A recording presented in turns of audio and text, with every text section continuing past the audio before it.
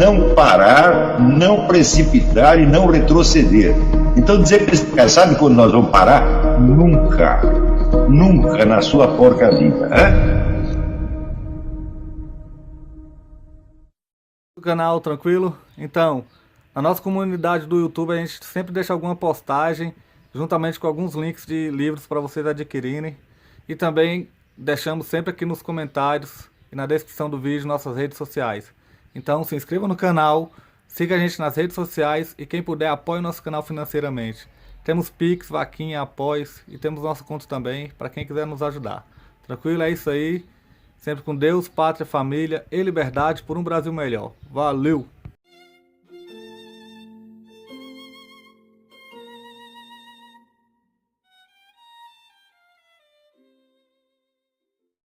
No seu livro Controle Cerebral e Emocional, o psicólogo espanhol Narciso Irala sugere um exercício simples que pode ajudar você não só a gravar na memória a distinção da qual estou falando, mas a trazê-la de volta e usá-la na solução de muitos problemas e perplexidades, aguçando a sua autoconsciência até fazer dela uma verdadeira máquina de compreender. O exercício é feito em 3 etapas. Alguns devem ter se lembrado, foi dado nas primeiras aulas. 1. Deite-se num quarto escuro, feche os olhos, relaxe e em seguida comece a registrar mentalmente todos os ruídos em torno, do mais próximo ao mais distante. A cama rangendo, uma porta que bate, um cachorro latindo, um carro que freia ou buzina, um bebê chorando ao longe, a chuva ou o vento batendo na janela, etc.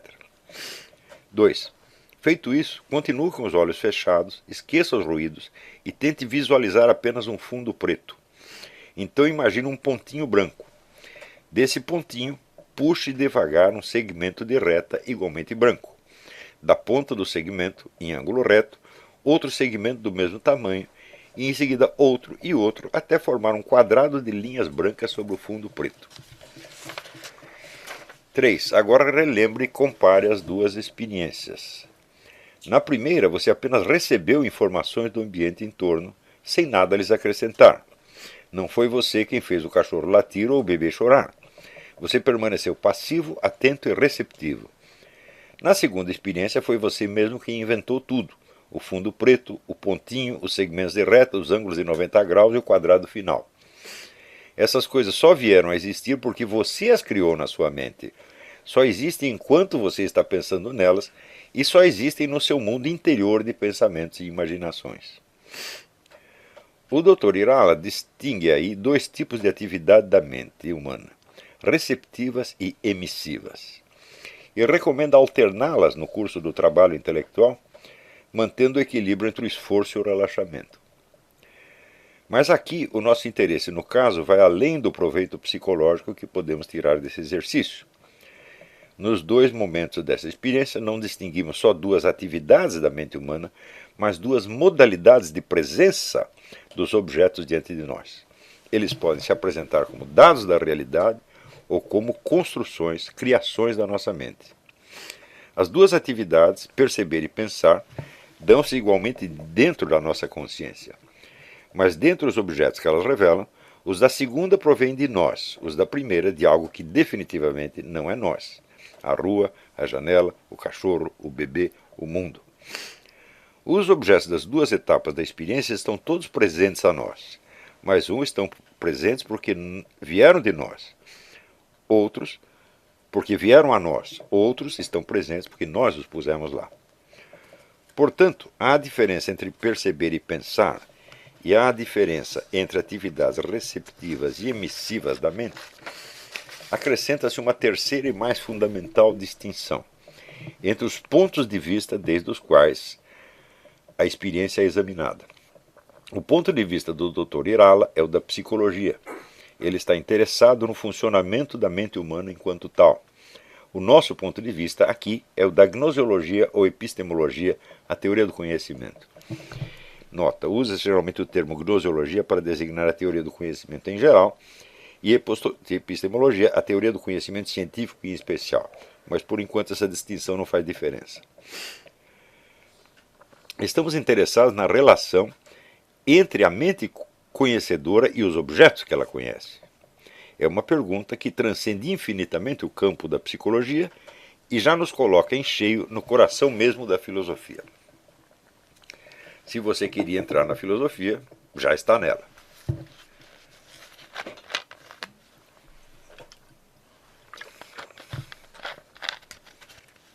Vamos adiante.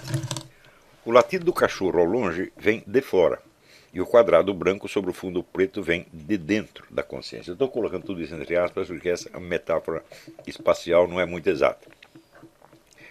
Mas uma coisa é certa, ambos estão presentes a ela e são percebidos diretamente, não por meio de um signo, como por exemplo a palavra elefante, que significa um elefante sem ser ela própria um elefante e sem produzir um elefante vivo e presente. Então isso é importante, quer dizer, os sons, você ouviu os sons diretamente, e não através de um signo. E o quadrado que você imaginou, você também está vendo aquele quadrado diretamente e não através de algo que o representa.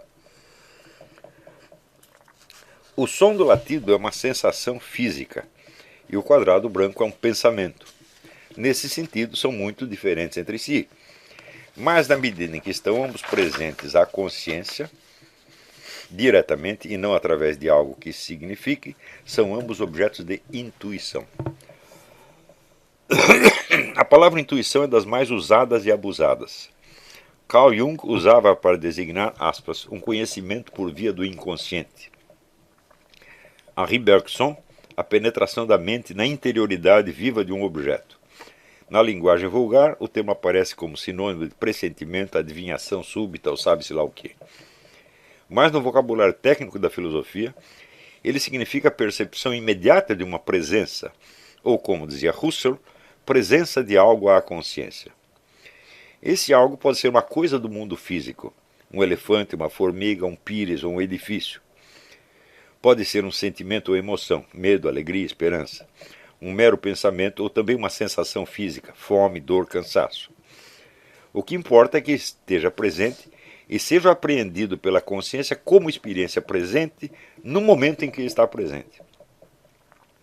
Se você se lembra de uma emoção que teve ontem, o que está presente não é a emoção, é a lembrança dela.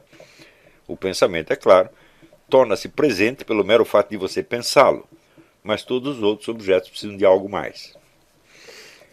O conhecimento intuitivo distingue-se assim do conhecimento racional, obtido por meio de um raciocínio, no sentido de que o imediato, sem intermediário, se distingue do mediato, mediado por um intermediário.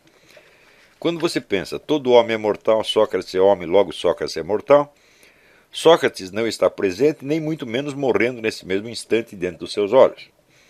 Você tem acesso ao conhecimento da mortalidade dele por meio de conceitos pensados. Homem, Sócrates, mortalidade. Mas, e esta é uma sutileza que espero que você guarde na memória para sempre, se o intuitivo é o conhecimento direto de algo que está presente, e o racional é o conhecimento indireto de algo que está ausente e que só vem a nós por intermédio de um pensamento, esse pensamento, no instante em que você o pensa, está tão presente à consciência quanto um objeto da percepção sensível, como o quadrado que nós vimos. Você está pensando no quadrado que você imaginou, você está vendo o próprio quadrado que você imaginou e não outro quadrado que o representa.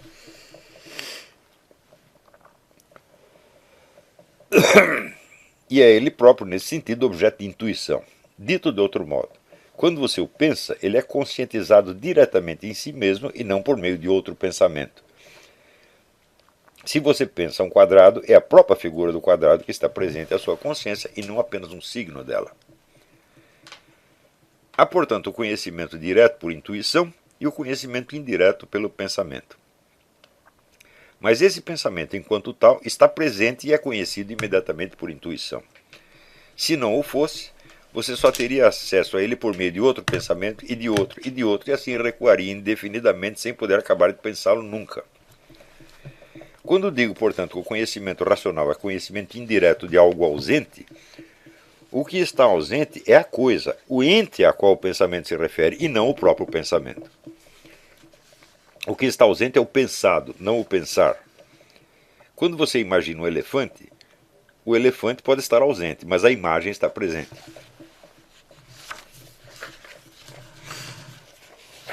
Capítulo 3.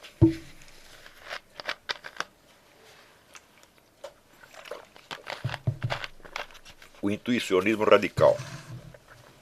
Vamos dar mais um passo. Quando você pensa não uma ideia isolada, mas uma sequência inteira de pensamentos, de proposições, de afirmações que lhe parecem encadeadas por um nexo lógico, isto é, quando você raciocina, você só consegue fazer isso porque percebe que umas proposições são idênticas a outras, ou estão contidas nela, como a parte está contida no todo. Todo homem é mortal, Sócrates é homem, logo Sócrates é mortal. Você pode chegar a essa conclusão só porque percebe que o indivíduo Sócrates é apenas um exemplar da espécie todo homem, e que, portanto, sua mortalidade é apenas um caso individual da mortalidade de todos. Você chegou a essa conclusão pelo puro pensamento, sem ver Sócrates morrer, nem muito menos todo mundo morrer. Essa conclusão, portanto, exemplifica o conhecimento racional diferente do intuitivo. No entanto, como você fica sabendo se uma proposição é ou não idêntica à outra, se está ou não contida na outra? Só pode ser por uma apreensão intuitiva direta. As proposições estão diante de nós, presentes à nossa consciência, e percebemos imediatamente, sem mediações, que são iguais ou diferentes, continentes ou contidas. Tão imediatamente quando percebemos que uma bola é igual a outra bola, maior que outra bola, menor que outra bola. Tão imediatamente quando percebemos que a tesoura está dentro da gaveta e não a gaveta dentro da tesoura.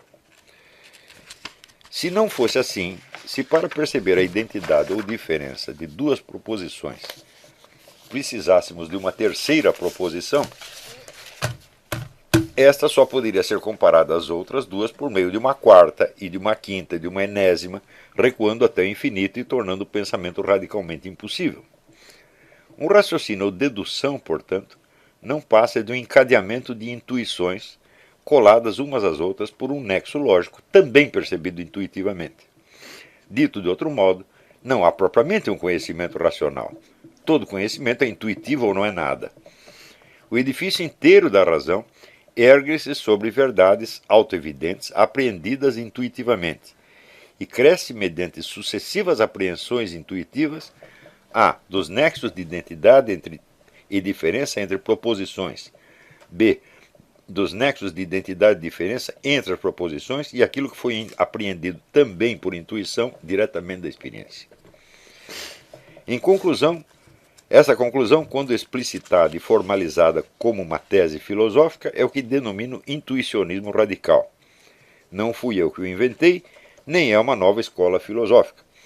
Está implícito nas filosofias de Platão, de Aristóteles, dos grandes escolásticos, assim como nas de Schelling, Husserl, Lonergan, pelo menos. Estive aí durante séculos, aguardando que viesse um Zé Mané do terceiro mundo dar-lhe um nome e assumi-lo explicitamente como premissa fundante de toda a filosofia. Capítulo 4. Pensar, meditar e contemplar. O que acabo de afirmar pode deixar um pouco atônito o leitor que se habituou a ouvir dizer que a filosofia é eminentemente uma atividade da razão humana. De fato, ela o é. Mas o pensamento lógico-dedutivo não é a única nem a principal atividade da razão. O grande Hugo de São Vítor, 1086 a 1141, explicava que essa atividade consiste em 3 procedimentos sucessivos e distintos: pensar, meditar e contemplar. Pensar é transitar de uma ideia ou proposição a outra por meio dos nexos lógicos que as articulam. Acabo de notar que esses nexos têm de ser percebidos intuitivamente, um a um. O resultado do pensamento lógico é o encadeamento de razões ou construção dedutiva, como se faz, por exemplo, na geometria de Euclides, onde cada teorema serve de premissa para o teorema seguinte, de modo que a conclusão deste revela estar implícita na do anterior. Meditar é fazer precisamente o oposto. É remontar por análise, desde uma proposição ou conjunto de proposições até a sua raiz última na intuição direta da realidade. A meditação é um corretivo necessário do pensamento, porque, deixada a si própria, arrastada pela mera força do construtivismo dedutivo, a atividade construtiva da mente, o Dr. Irala diria emissiva, pode nos levar a conclusões que, embora corretas do ponto de vista meramente lógico, se afastam muito da experiência ou mesmo entram em conflito com ela. Contemplar, por fim, é observar simultaneamente e num relance, intuitivamente, portanto, uma rede inteira de deduções e seus fundamentos na experiência, como se fosse uma catedral gótica, uma representação artística do conjunto da realidade abrangida. Pensar, todo mundo pensa. Um gato pensa, um computador pensa. Com frequência, o pensamento se torna uma pura construção no vazio. Como disse o poeta, Augusto Maier, quem pensa, pensa que pensa. Vai se ver, não é ninguém. Meditar, e não o mero pensar, é a atividade própria dos filósofos, injustamente apelidados de pensadores. A contemplação é, em última análise, o objetivo de toda a filosofia, embora ela se aproxime dele como numa assíntota, sem jamais atingi-lo em cheio. O sonho de todo filósofo é fazer com que seus pensamentos se articulem numa rede de percepções intuitivas que deem aos seus leitores e ouvintes um vislumbre de amplas secções da realidade acessível, se não dela inteira. Com frequência, a rede tem furos aqui e ali, e para piorar, muitas vezes o estudante, na ânsia de discutir certas proposições em particular, perde a visão do conjunto, como quem esquecesse a catedral para se concentrar numa das suas pedras ou no encaixe entre duas pedras. Por isso Hegel tinha toda a razão ao ensinar que na filosofia o sistema é tudo, o conjunto articulado, fora do qual as partes isoladas não fazem muito sentido. Por isso também os grandes eruditos, os grandes intérpretes da filosofia alheia, sempre advertem que estudar uma filosofia consiste essencialmente em buscar a sua unidade, mesmo por trás das suas eventuais incoerências aparentes ou reais. Se as coisas e acontecimentos... capítulo 5, o pensamento e as coisas. Se as coisas e acontecimentos do mundo físico estão ao alcance da nossa intuição direta, também o estão os conceitos e proposições do pensamento. Por intuição imediata, sabemos que uma bola é igual a outra bola e diferente de um tatu, que a tesoura está dentro da gaveta e não a gaveta dentro da tesoura. Por intuição imediata, sabemos que a proposição Sócrates é mortal está contida em todo homem é mortal, e que Sócrates é gordo não está. No primeiro caso, falamos de intuição sensível, no segundo, de intuição eidética, do grego eidos, que quer dizer imagem ou ideia. Quer isso dizer que o fundamento da veracidade da intuição sensível, do qual tratarei mais adiante, serve também para validar a conclusão de um raciocínio? A resposta é um decidido não. Porque na intuição sensível apreendemos as coisas em si mesmas, os acontecimentos mesmos, e na intuição eidética apreendemos somente o que nós mesmos pensamos a respeito. Por isso mesmo, dizemos que a intuição sensível é verdadeira, e de um raciocínio lógico dizemos que é apenas correto ou válido. O raciocínio lógico mostra apenas as relações entre um conceito e outro conceito, entre uma proposição e outra proposição, não entre coisa e coisa, ou acontecimento e acontecimento. Nossa apreensão dos objetos da percepção sensível é imediata. Peraí, deixa eu corrigir um negócio.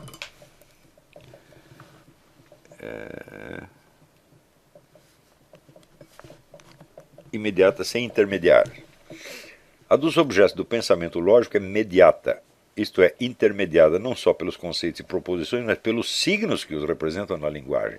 Isso é importante, quer dizer, a passagem é dupla. Você tem os signos representam o pensamento, que por sua vez representa idealmente coisas, acontecimentos, fatos, etc, etc. No entanto, todo este material está presente em a intuição imediata. O pensamento que você pensa, ele está presente, a sua consciência. O que não está presente é o objeto dele. Quando você pensa em elefante, a ideia de elefante está presente imediatamente. Ou pelo menos o termo elefante está presente imediatamente. Mas o próprio elefante não está.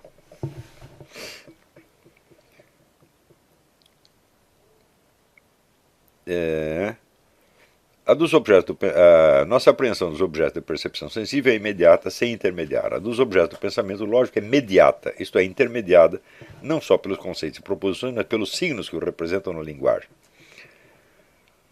Aí existe uma pequena variação individual. Tem pessoas que têm mais facilidade para pensar diretamente o conceito sem precisar representá-lo linguisticamente. Isso é importante. Usando ou uma imagem, ou às vezes até uma tensão muscular, uma coisa assim. E outras pensam mais na linguagem. Para que o raciocínio lógico válido seja reconhecido também como verdadeiro, temos de ir para fora dele em busca de algo que por si mesmo ele não pode nos dar. A relação entre os conceitos e as coisas ou acontecimentos dos quais eles falam. Se dizemos, por exemplo, que um gato é um animal, esse raciocínio é válido, porque o conceito de gato está contido no de animal. Você não precisa jamais ter visto um gato para saber isso. Tem o conceito de animal, o conceito de gato, então o gato está contido, né? Mas de onde tiramos esses conceitos? Não foi do nosso próprio pensamento. Foi da experiência que temos de ver gatos e outros animais. Para que o raciocínio, além de válido, seja verdadeiro, é preciso que os conceitos expressem adequadamente a realidade da experiência e que, portanto, a relação entre os conceitos, tal como expressa na proposição, coincida com a relação real entre os objetos mencionados. Essa certeza o pensamento por si não pode nos dar de maneira alguma. Temos de saltar para fora dele e obter um terceiro tipo de intuição, que já não é nem a pura intuição da coisa, nem a mera intuição da ideia, mas intuição da semelhança ou identidade entre uma ideia e uma coisa ou acontecimento. Você vai ver que esse é o principal problema da filosofia moderna. Tá. Oi. Pode. Com relação aos conceitos abstratos de gênero, por exemplo, o animal, eu percebo o nexo entre a definição de gato e o gato real de maneira intuitiva. Uhum. E com a definição formal do que é animal, eu percebo que o gato está contido dentro de animal. Mas como que eu percebo? Porque eu não tenho uma experiência imediata do conceito animal. Eu só percebo cachorro, gato, passarinho, não percebo animal, né, imediatamente. Bom, aí é todo o mecanismo da abstração, né, isso que precisaria ser explicado e que não está abrangido aqui por enquanto. Como é que acontece isto? Mas quer dizer, como é que você separa? Essa é uma das principais capacidades do pensamento humano, é de você enfocar uma coisa não inteira, mas só por um dos seus aspectos. Agora, o aspecto está contido efetivamente nela. Por exemplo, você fala, uma das propriedades do animal é ele, por exemplo, ele se alimentar por si mesmo, ele se mover em busca do seu alimento, coisa que as plantas não podem fazer. Tá certo? Bom, um gato faz isso, um cavalo faz isso, um elefante faz isso.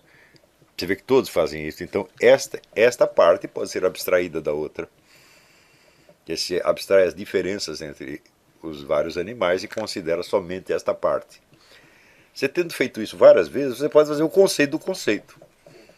Você vai juntar vários pensamentos que têm o mesmo esquema ou estrutura, e daí você faz um conceito de segundo grau, que é um conceito de conceitos.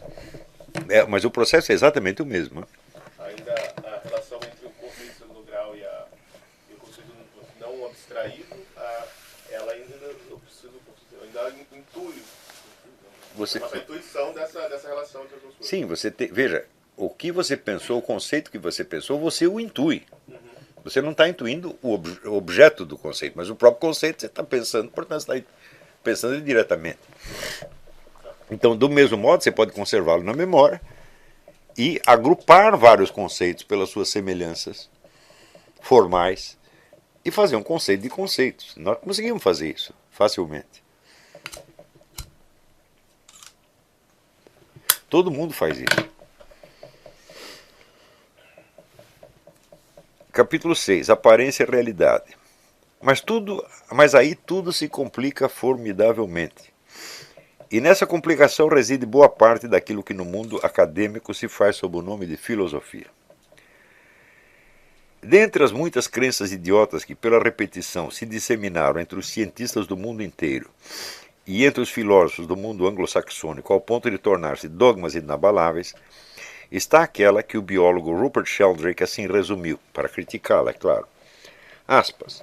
Quando você olha para uma árvore, a imagem da árvore que você está vendo não está lá onde parece estar, e sim dentro do seu cérebro. Acabei de dizer que esta relação entre, vamos dizer, o conceito e a coisa, esse é o grande problema. Não é isso? Então está aqui dada uma das respostas é essa. Tudo que você vê, até os objetos da percepção sensível, não são coisas que estão lá, fora de você. São coisas que estão se passando no seu cérebro. O bom e velho Aristóteles ensinava que todo conhecimento filosófico ou científico se baseia num conhecimento pré-filosófico ou pré-científico, que ele pode aprimorar e corrigir, mas nunca impugnar por completo.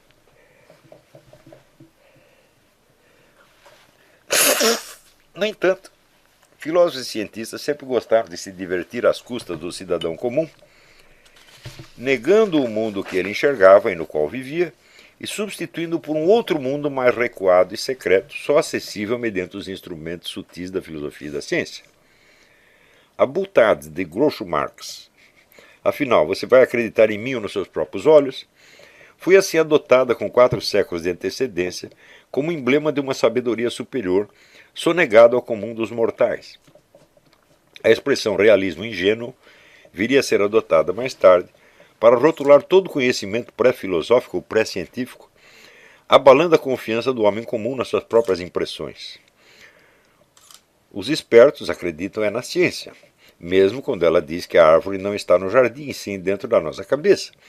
Assim como o cientista que fala também não existe.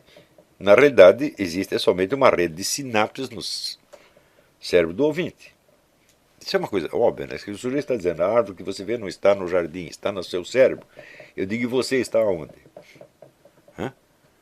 Que presunção é essa que você tem de existir fora de mim? Você é apenas algo que se passa no meu cérebro. Não é isso? Então esse é o exemplo mais radical que existe de paralaxe cognitiva. O indivíduo está dizendo algo que desmente a sua própria existência.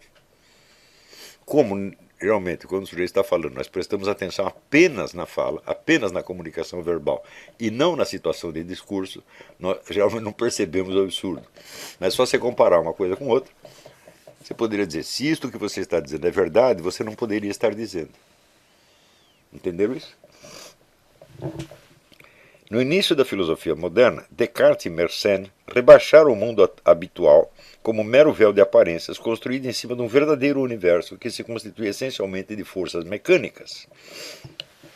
Eu comentei isso num dos capítulos do Jardim das Aflições, reproduzindo até aquela gravurinha onde o sujeito fura o mundo, onde tem árvores, passarinhos, etc., e entra num mundo de rodas mecânicas, né? Galileu e Newton distinguiram entre as qualidades primárias e secundárias dos objetos sensíveis, afirmando que só as primeiras, por serem mensuráveis, como por exemplo a extensão e o peso, correspondiam à realidade, enquanto as segundas, como o gosto e a cor, eram apenas subjetivas. O mundo da experiência direta era assim enviado à lata de lixo e substituído por um conjunto de equações. Aparentemente ninguém aí notou que medir, comparar coisas com um padrão de medida é uma atividade da mente. As coisas não vêm medidas, nós é que medimos, nós é que comparamos. Mensurar vem do latim mens, mente, a mente, e que portanto havia nessa teoria uma curiosa inversão do subjetivo e do objetivo. O Wolfgang Schmidt escreveu várias coisas sobre isso, no livro Cosmos, Transcendência, Enigma Quântico, etc, etc. Mais modernamente, o físico Arthur Eddington gostava de mostrar uma mesa aos seus alunos e dizer algo como, isto parece ser uma mesa, mas na verdade é um aglomerado de átomos. Como se a mera troca de uma escala maior para uma menor fosse uma passagem decisiva da fantasia para a realidade. Invariavelmente, o ponto de vista adotado como mais verdadeiro é o da ciência em particular que o falante adotou como profissão, o que já basta para sugerir que essas passagens da ilusão à realidade são elas próprias ilusões. O biólogo ou neurofisiologista, por exemplo, pode alegar que os átomos do físico não existem na realidade, só no cérebro do distinto. E com igual razão, o físico responderá que aquilo que parece um cérebro é apenas um aglomerado de átomos. Não obstante, essa comédia adquiriu status de coisa seríssima e encená-la se tornou a marca decisiva da diferença entre a inteligência de Skoll e a multidão dos Zés Manés. Grande parte do seu prestígio advém do formato sofisticadíssimo que lhe deu o filósofo Immanuel Kant, 1724 a 1804, no seu livro A Crítica da Razão Pura, publicado primeiro em 1781, segunda edição definitiva em 1787. Capítulo 7. Percepção e razão em Kant. Kant ensina que, excetuadas as verdades puramente lógico-formais, as quais, como ouvimos, não são propriamente verdades, tudo que conhecemos de sólido e verdadeiro advém da experiência, e toda experiência possível tem de se dar no espaço e no tempo. Até aí tudo bem, é coisa, quem é que não sabe, né? Mas Kant acrescenta que o espaço e o tempo não existem na realidade externa, são apenas formas da nossa percepção. Essas formas são, diz ele, a priori, quer dizer, anteriores a toda experiência possível, que elas estruturam, modelam e delineiam. De outro modo, experimentar, ter experiência, experienciar alguma coisa, consiste em colocar dentro de um quadro de espaço e tempo que está na nossa mente. Todas as coisas, acontecimentos e qualidades que chegam ao nosso conhecimento estão dentro do espaço e do tempo, mas não porque o espaço e o tempo as contenham realmente, e sim porque o nosso aparato de percepção funciona dessa maneira e automaticamente coloca dentro do quadro espaço-temporal tudo o que percebemos. Kant vai além e diz que o nosso pensamento racional também tem as suas formas a priori, que são as 12 categorias. Categorias da quantidade, unidade, pluralidade e totalidade. Categorias da qualidade, relação, negação, limitação. Categorias da relação, inerência e substância, ou substância e acidente. Causalidade e dependência, causa e efeito. Comunidade ou reciprocidade. Categorias da modalidade, possibilidade, existência e necessidade. Você não precisa decorar essa lista. Não precisa nem compreendê-la muito bem por enquanto. Basta saber a diferença entre o que Aristóteles entende por categoria e o que Kant pretende dizer com o mesmo termo. Em Aristóteles, categorias são aspectos que os entes possuem em si mesmos e dos quais, uma vez que os percebamos, podemos dizer alguma coisa. Por exemplo, uma coisa é algo, consiste em algo. É um gato, um prédio, uma tempestade, um pensamento. Essa é a categoria da substância.